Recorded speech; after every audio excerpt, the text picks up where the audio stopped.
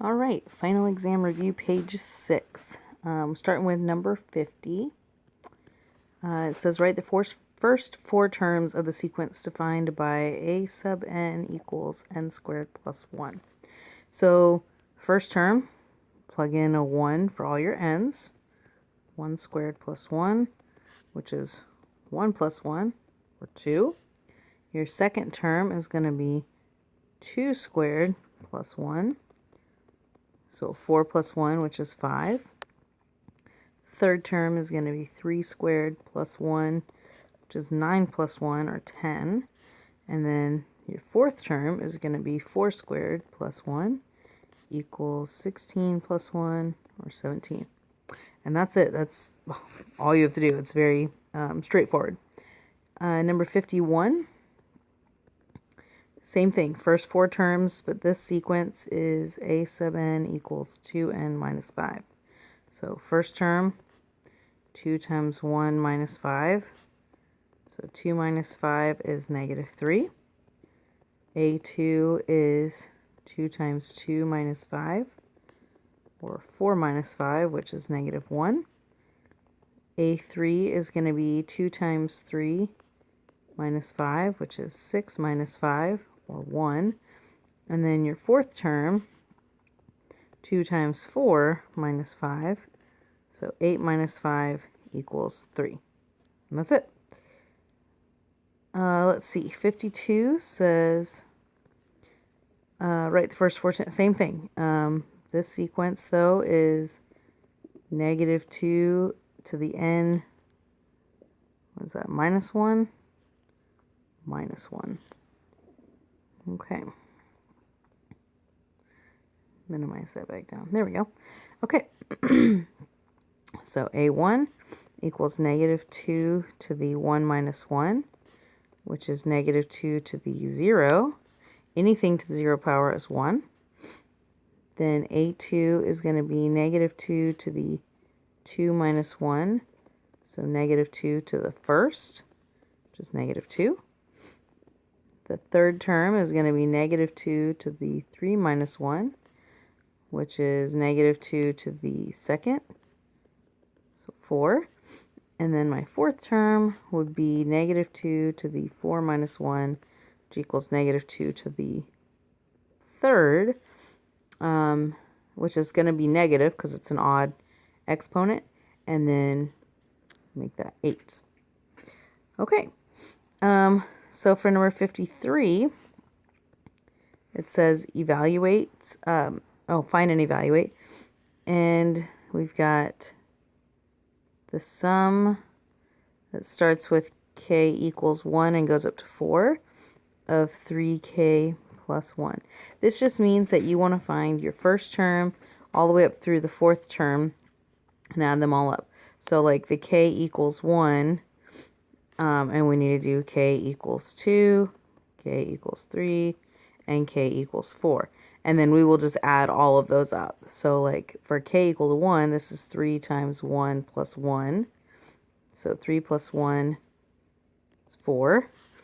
And then 3 times 2 plus 1, 6 plus 1 is 7. And then 3 times 3 plus 1 is 9 plus 1, which is 10. And then 3 times 4 plus 1 is 12 plus 1, or 13. Now we're going to add all of these guys up.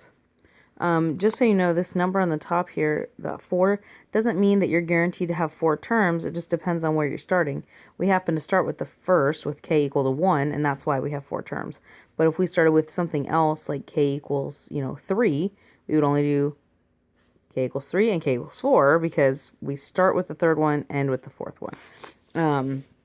So that doesn't tell you how many terms for sure that you're going to have. That's just the last one that you're going to have.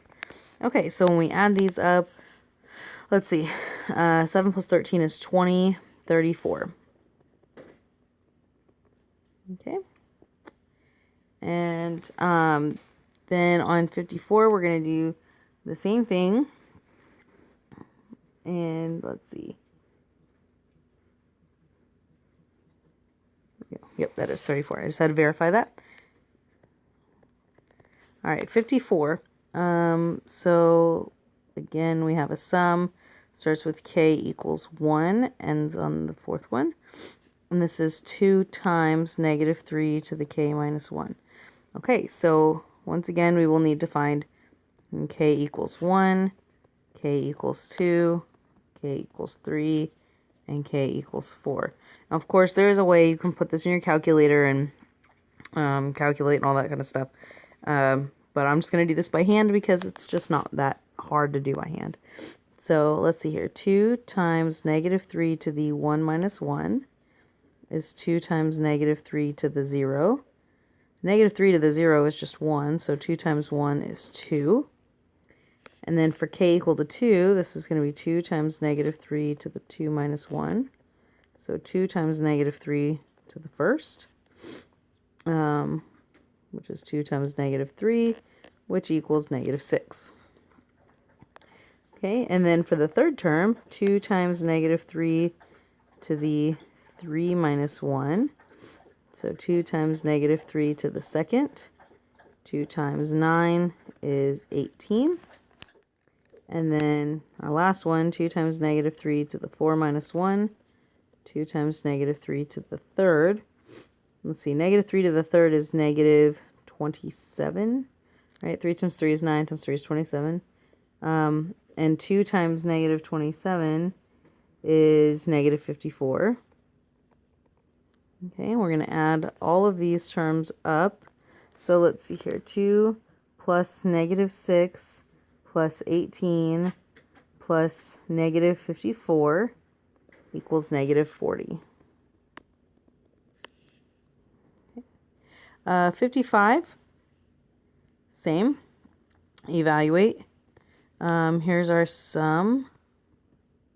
We're starting with k equal to 3, ending on the fifth term. I don't like the way that 5 looked. There we go. And then, let's see, this is the sum of k squared. There we go.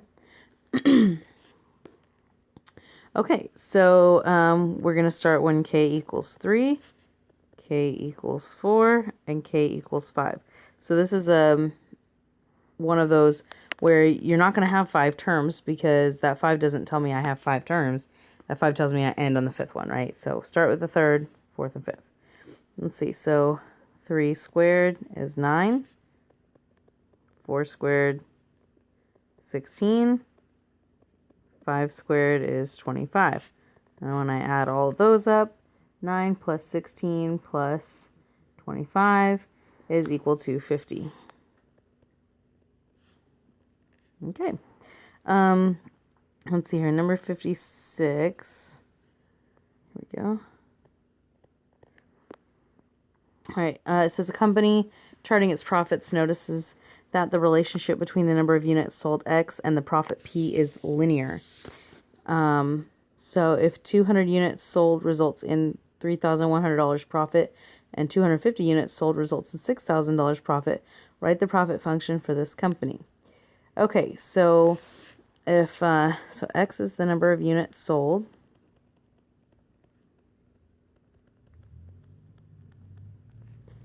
P is the profit in dollars.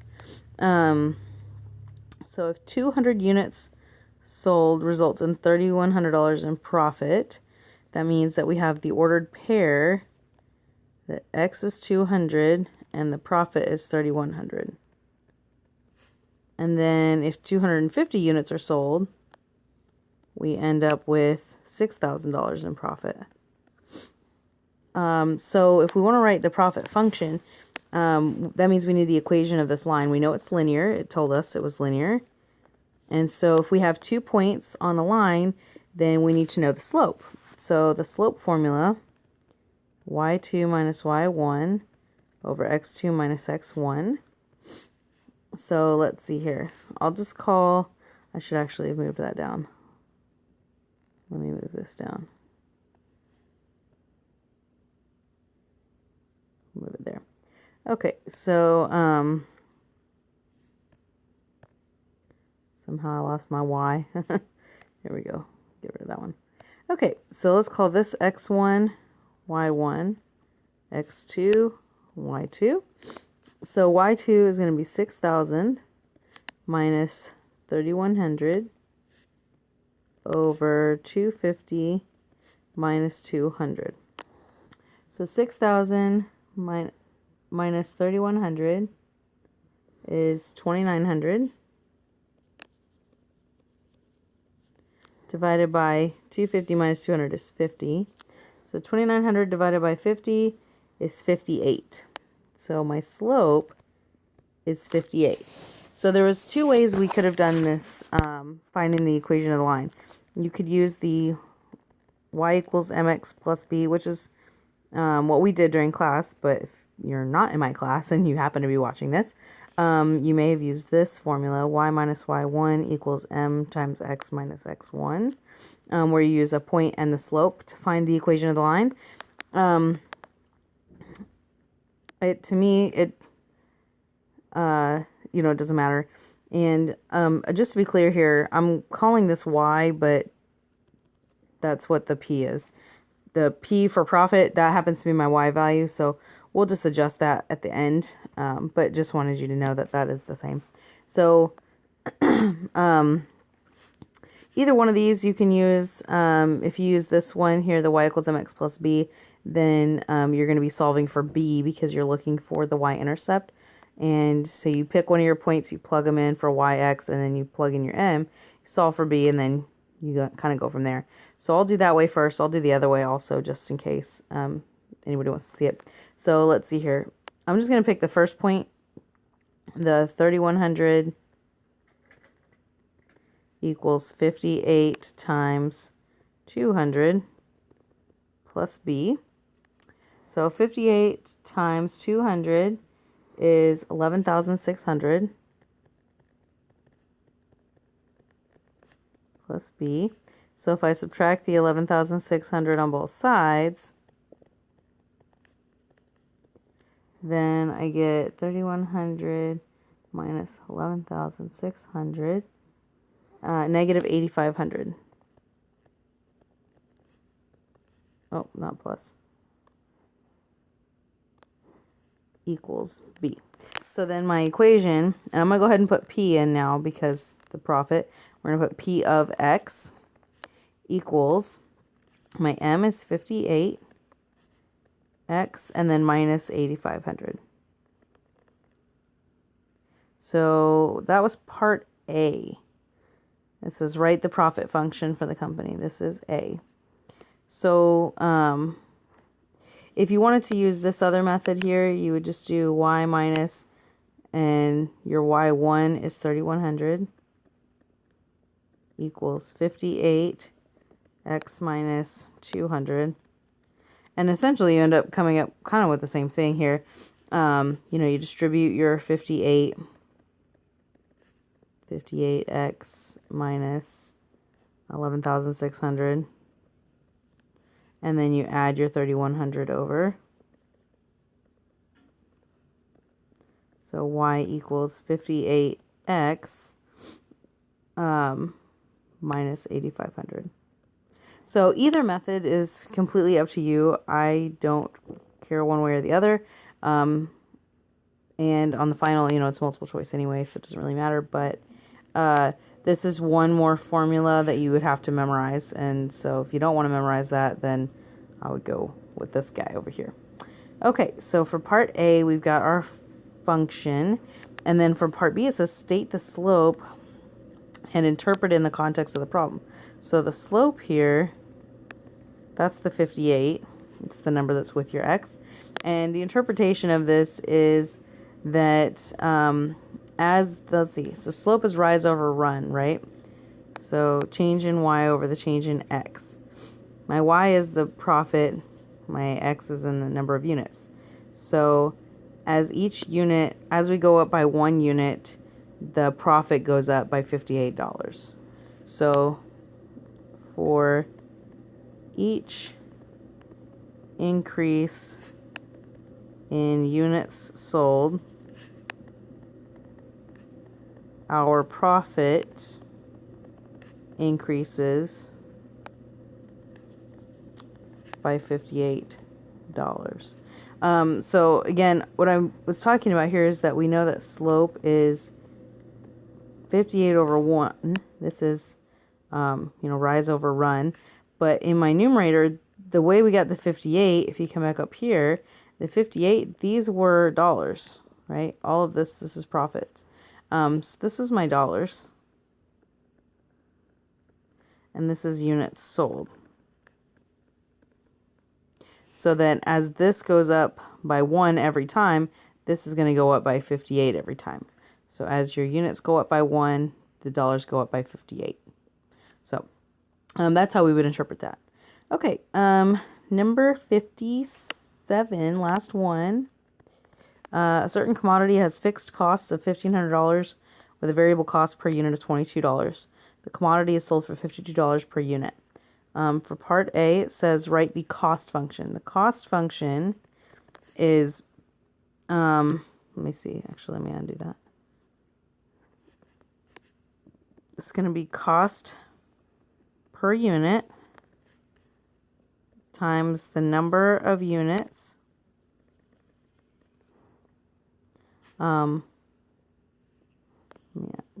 plus the fixed cost. So for our problem, the cost per unit, it says, is $22. So 22 times X, which is the number of units, and plus our fixed cost happens to be $1,500. There we go. Okay, so that would be your cost function. That's part A. Okay, part B says write the revenue function. Revenue is the amount of money that you bring in. So what you're selling things for. So R of X. This is going to be the selling price, I guess I'll call it. Selling price times the number of units. So hopefully that's obvious that this is multiplication here, times. So the selling price is going to be sold for $52 per unit, 52X. That's our revenue. That's how much money we're going to make. And then C says the profit function. So profit function we get from taking our revenue and subtracting off our cost. So the amount of money we bring in minus the amount of money that we had to send out. Once we get that number, that's going to be the profit that we actually make. So we would take our two functions, revenue, which is 52X, minus our cost function. Make sure that you put this in parentheses, because if you don't, you'll get the wrong answer, because you have to distribute your negative sign. So let's see here, 52X minus 22X minus 1,500 equals, what is that, 30X, 52 minus 22? 30X minus 1,500. This is my profit function.